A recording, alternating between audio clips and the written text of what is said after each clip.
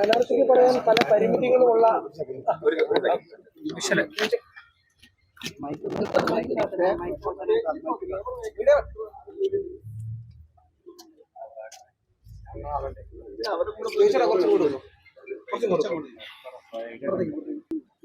നിലമ്പൂരിലെ UDFന്റെ സ്ഥാനാർത്ഥി പ്രിയങ്കരനായ ശ്രീ ആര്യാടൻ ഷൗക്കത്തിന്റെ തെരഞ്ഞെടുപ്പ് പ്രചരണ പ്രവർത്തനങ്ങൾക്ക് ഔപചാരികമായി തുടക്കം കുറിക്കുകയാണ്.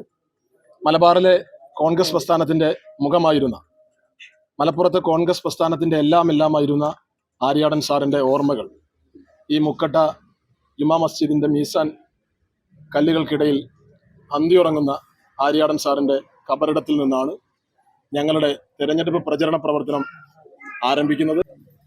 ആരൊക്കെ എന്തൊക്കെ പറഞ്ഞാലും ഒറ്റക്കെട്ടായി നിന്ന് നിലമ്പൂരിൽ UDF തെരഞ്ഞെടുപ്പിനെ നേരിടും. ഞാനാണെങ്കിലും ജോയിയാണെങ്കിലും ഞങ്ങളൊക്കെ യോഗ്യതയുള്ളവരാണ്. എല്ലാവരും സ്ഥാനാർത്ഥിയാവാൻ യോഗ്യതയുള്ളവരാണ്. പക്ഷെ ഒരാൾക്ക് മത്സരിക്കാൻ കഴിയൂ. പാർട്ടി ആ ഉത്തരവാദിത്വം എന്നെയാണ് ഏൽപ്പിച്ചത്. അത് എൻ്റെ യോഗ്യത കൂടുതലുള്ളത് കൊണ്ടൊന്നുമല്ല. പക്ഷേ പാർട്ടി ഓരോ തീരുമാനങ്ങൾ ഓരോ സാഹചര്യത്തിൽ പല ഘടകങ്ങളും കണക്കിലാക്കിക്കൊണ്ടായിരിക്കും പാർട്ടി തീരുമാനമെടുക്കുക.